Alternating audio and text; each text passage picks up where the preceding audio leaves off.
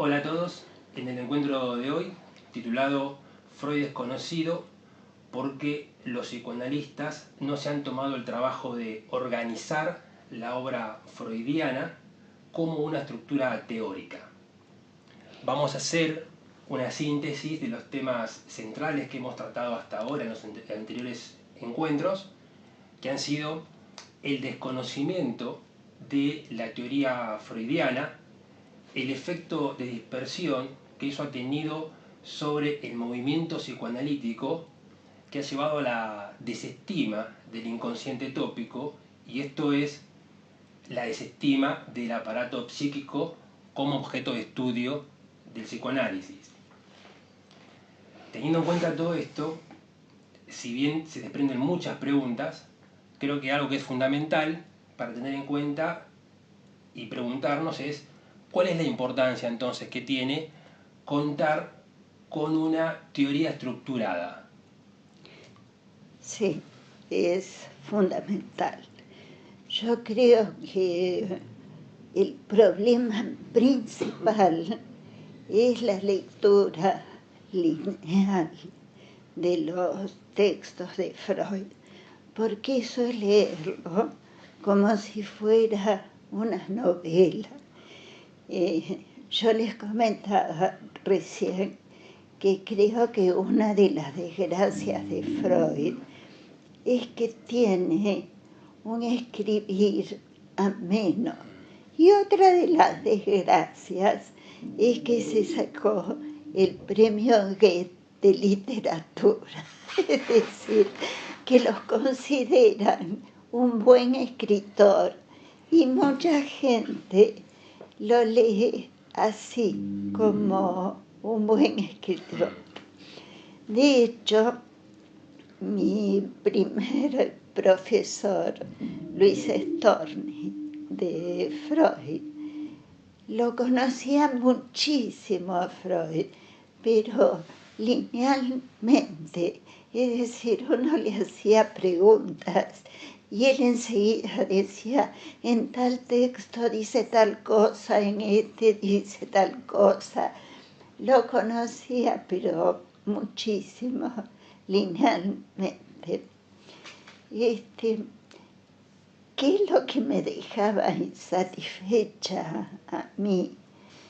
Hizo que me dedique apenas me recibí a estudiarlo de otra manera, que no podía establecer correlaciones entre los diversos textos y me daba cuenta que lo principal del conocimiento de Freud consistía en eso, en ver qué relaciones había entre la forma en que usaba una categoría en los primeros textos y la forma en que la usaba en otros textos.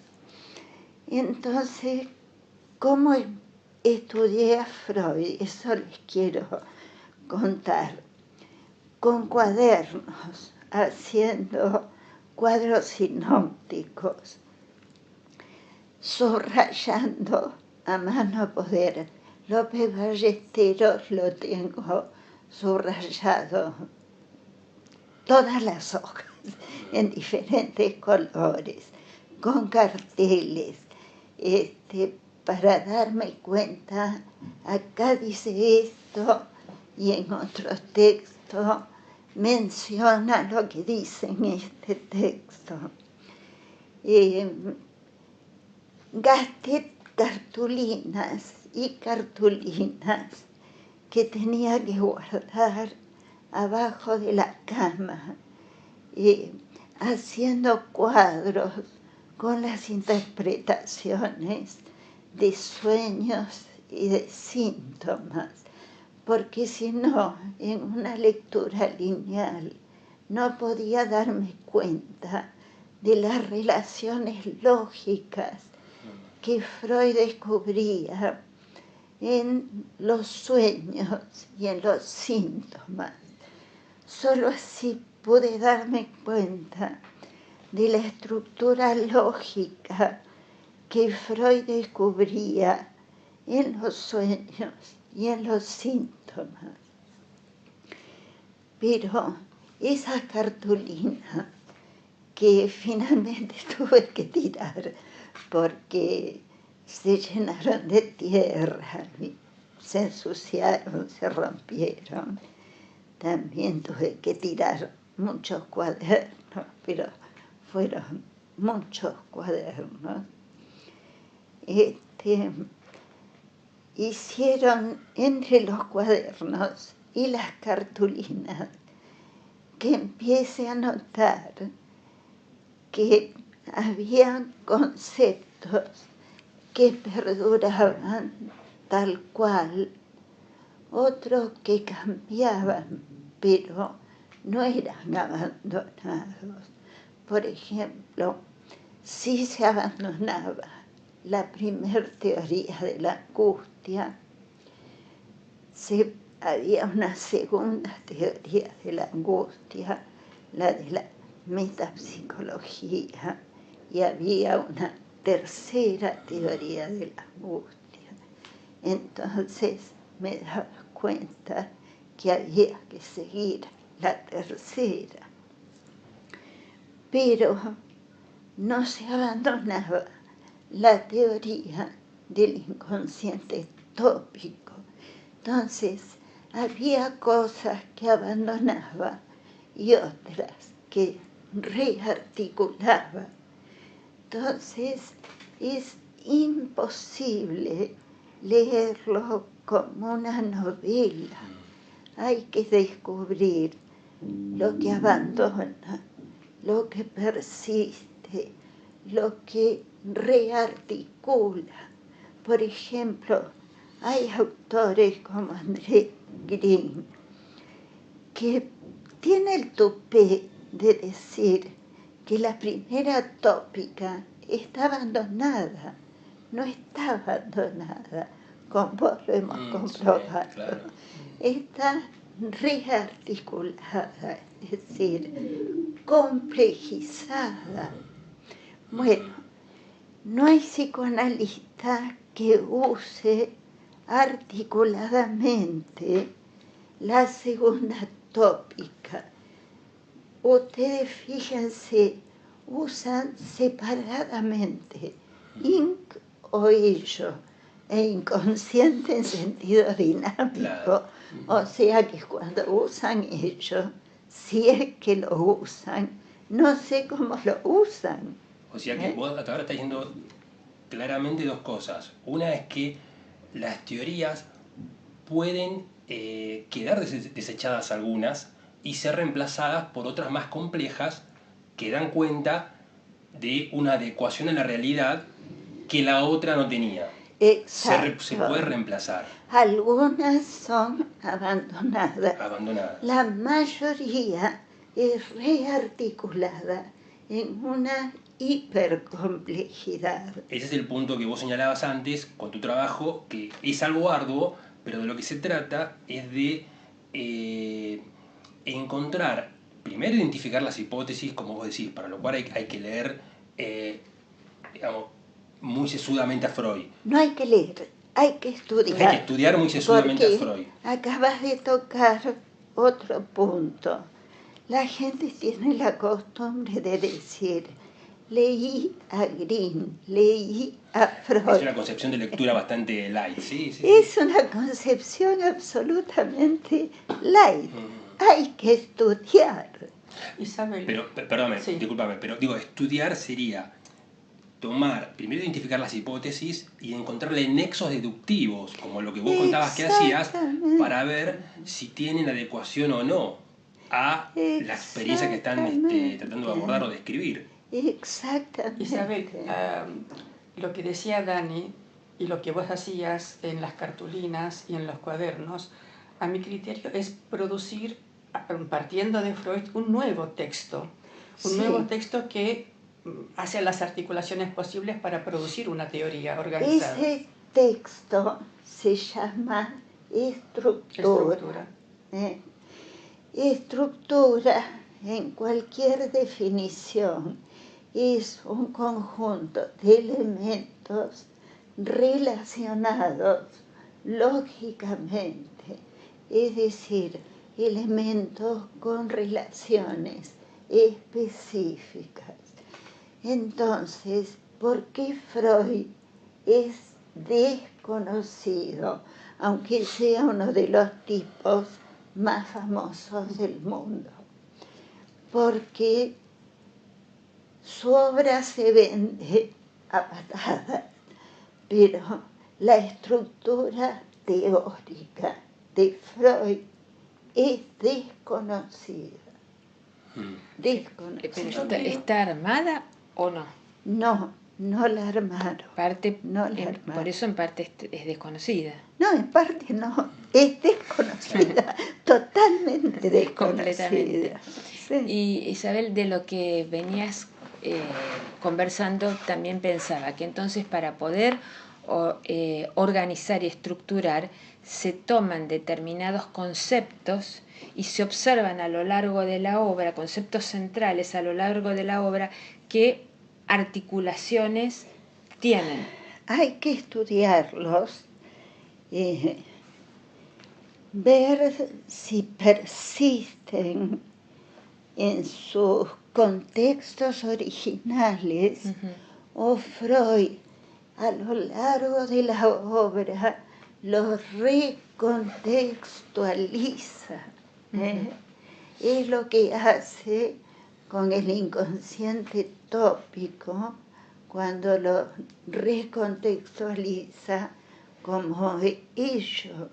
Está complejizado porque ha surgido la teoría del narcisismo, o sea que en el ello no solo están las pulsiones originales, la Vorstellung representans, sino que hay narcisismos primitivos, por ejemplo.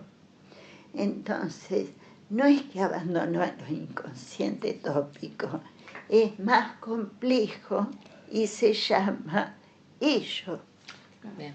Yo quiero referirme a una de las consecuencias de no tomar a Freud como una estructura. Para eso voy a partir de dos párrafos tuyos de tu trabajo de Vivir hasta morir. Los voy a leer porque son cortos y después los voy a comentar. Decide qué libro. ¿Cómo? Decide qué libro. Del libro Freudiano Pacientes y Época Actual. Exactamente. El último libro. El último libro de Isabel. Vos decís, Isabel, los humanos simbolizamos nuestro mundo y mediante las cuales simbolizaciones tenemos la única manera de acceder a la realidad. También sabemos, lo decís vos en otro párrafo, que toda percepción es una tramitación y una lectura primigeniamente cerebral y después complejamente representacional, interpretante. Ahora, yo creo que se puede tomar estos dos conceptos erróneamente, pensando entonces que toda teoría es una posible versión o lectura de la misma. ¿Por qué? Arbitraria. ¿Por qué? Porque si la realidad no existe, no se nos presenta en una con objetividad, sino que nuestra percepción de ella es subjetiva mediante las simbolizaciones y mediante las percepciones que nos llevan a nuestro mundo representacional. Si con todo eso percibimos la realidad, ellos pueden pensar que entonces, si es subjetivo, de cada cabeza puede salir una versión o una lectura de una teoría, de la misma teoría. Ese es el idealismo. Claro. Por eso, entonces. Ahora, yo creo que pensar de esta manera es ignorar uno de los conceptos básicos de Freud, que es el yo de realidad definitivo, que entre sus funciones ejerce, por ejemplo, el pensamiento crítico, que tiene que ver con la consistencia lógica intrateórica y con la compatibilidad o no de algún enunciado con la obra base de Freud. Entonces, Pero solo podemos ejercer el pensamiento crítico si tenemos en nuestra cabeza organizada la obra freudiana como una estructura. Si no, es imposible a partir de trozos o de citas llegar a hacer el pensamiento crítico. Ahora, no solo eso, Alice, lo que nos separa del idealismo, y Freud no es idealista como Lacan. Claro. Lacan es idealista, es que Freud y los científicos contrastan sus conceptos con la realidad. Exactamente. Por eso hicimos tanto hincapié en que hay destrucción de las técnicas. Y las técnicas freudianas es contrastable. Este es un punto muy importante, el tema de la validación. La validación. Lo fundamental, claro, junto con el tema del trabajo, la estructuración claro, teórica. claro. Vos decís también, Isabel, que se pueden aceptar algunas disparidades interpretativas porque la obra de Freud no es organizada, pero no pueden ser tan laxas esas disparidades como para pensar que de cada cabeza puede salir una versión o una lectura de la misma obra. Claro. Yo me acuerdo que hace mucho tiempo, allá lejos, vos decías que por más que nos esforcemos, no podemos hacer de la Biblia el libro de Doña Petrona. ¿Te acordás? Lo dije en televisión, sí, discutiendo con Isidoro Bell. Claro. Sí. Hay Lo una- cual causó el espanto de más de uno, de Isidoro, por lo menos. como sigue pasando ahora. Una salvedad que, no sé si me parece una salvedad que quería hacer de lo que dijiste antes acerca de cómo escribía Freud. Sí, escribía de una forma muy bonita, era muy llevadera para algunos esa lectura en términos de lectura light, pero también cabe destacar que la escritura de Freud es expresión de su pensamiento, y yo creo que en ese sentido, si bien no están las hipótesis y las teorías de Freud tan claramente expuestas en su obra, sí podemos ver en el pensamiento de Freud que respeta una metodología que es la metodología del método científico. Exactamente. Entonces, yo creo que por eso es que si uno hace un trabajo medio arqueológico, puede encontrar una estructura de fondo, puede armar una estructura teórica con las diferentes hipótesis que va planteando Freud. Es que los tres, ustedes tres, tienen la experiencia de que Freud es difícil. El resto de la gente cree que es fácil, cree que es posible una novela. Pero otra vez, Ese es un problema, Ese es un problema, de Freud. porque de ese modo yo creo que al no tener la teoría estructurada, tampoco hay forma de validar lo que tenemos en la cabeza cuando trabajamos en sesión con un paciente. Exacto. Yo creo que esto es fundamental, sobre todo para los chicos recién recibidos, los que están tratando de saber qué hacer frente a un paciente, con qué disciplina trabajar o con qué línea teórica, comprender por qué cuando un psicoanalista hace una intervención, opera en sesión con una interpretación o una intervención, ¿qué lo lleva a hacer eso? ¿Algún tipo ¿De saca? Claro, algún tipo de actitud irracional, como por ejemplo suscribir a una institución o a una escuela particular, o usar una técnica en particular porque sí. Claro. O una Se intuición supone que uno solamente. cree en lo que está haciendo porque lo sostiene una teoría. Exacto, exacto. Sí, Yo creo que eso es lo importante de sí. validarla, como varias veces has dicho vos. Sí. Y la importancia de la regla técnica de teorización flotante. Exacto. claro, para eso tenés que tener la teoría, para que flote. En la cabeza. Claro, ¿sí? claro. Tal cual. Claro. El trabajo que no se han tomado, por lo menos en el movimiento psicoanalítico, no se han tomado el trabajo de hacer este tipo de verificación, este tipo de estructuración. No, No, no, no, no. Sí, la no. mayoría hace la lectura lineal que decía Mm. antes Isabel, ¿no? En el mejor de los casos. Sigue siendo la regla. Y por eso han llegado a que crean que, no creo que lo crean, yo creo que realmente un cuento que se cuentan que los intercambios científicos, según ellos, son conversaciones donde no describen a los pacientes con categorías, porque si los describen con categorías, se pelean. Claro. Tampoco pueden fundamentar el cambio psíquico, No, si es que hubo. exactamente. Bueno, eso es algo terrible. En una discusión sobre un caso espantoso que fue el del caso Irene, Abenburg llegó a decir, bueno, si la paciente se siente mejor. No, tenés que fundamentar el porqué de la mejoría. Además, sentirse mejor no es estar mejor. No es estar mejor, porque se conocen fugas en salud. Claro. Es decir, que el paciente dice me siento mejor y se va. Y sin embargo, estructuralmente no está mejor. Yo pensaba, retomando lo que decía Dani, de la gente joven, por ejemplo, que imaginemos que leyó la obra Los 23 tomos de Freud. Poco. Bueno, pero imaginemos eso. Imaginemos. ¿Podemos decir que ellos tienen de esa manera estructurada la teoría freudiana? No, Ujú. no, no, no. ¿Eso qué sería? La obra en su conjunto, nada más. Ni nada menos. Literatura. Sobre eso, Por eso hay que seguir formándose en un trabajo que no, permita seguir formándose, no, empezar. Empezar.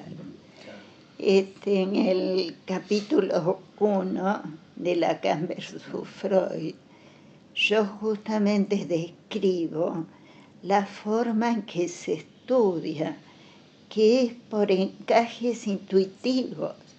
Entonces ven a un paciente y dicen, a este le pasa esto, como dice Winnicott, pero también tiene esto, como dice Bion, y puede ser que le esté pasando algo de esto, como dice Pierre Blanier.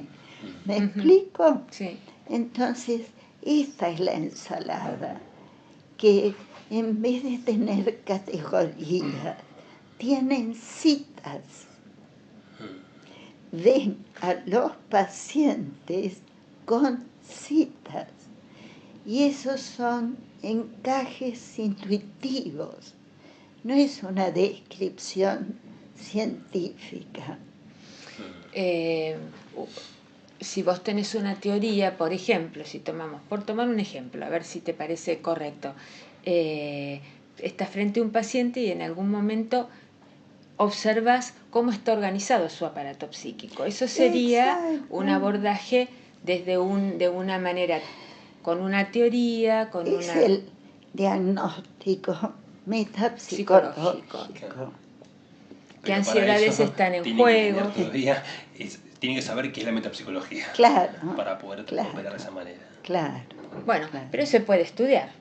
Sí, Obvio, claro. obvio. Se puede aprender. Obvio. De hecho, y como se dice, no hay nada más práctico que una buena teoría. Exacto. No se mandan cohetes a la Luna o a Marte con citas de Einstein. Sí. Exactamente. Bueno, clarísimo como siempre, así que aprovecho para invitarlos a que se suscriban al canal de YouTube Freud Desconocido, o también a seguir a Isabel y a todos nosotros en Facebook, en Estructura y Funcionamiento del Aparato Psíquico, Metapsicología, y será hasta la próxima.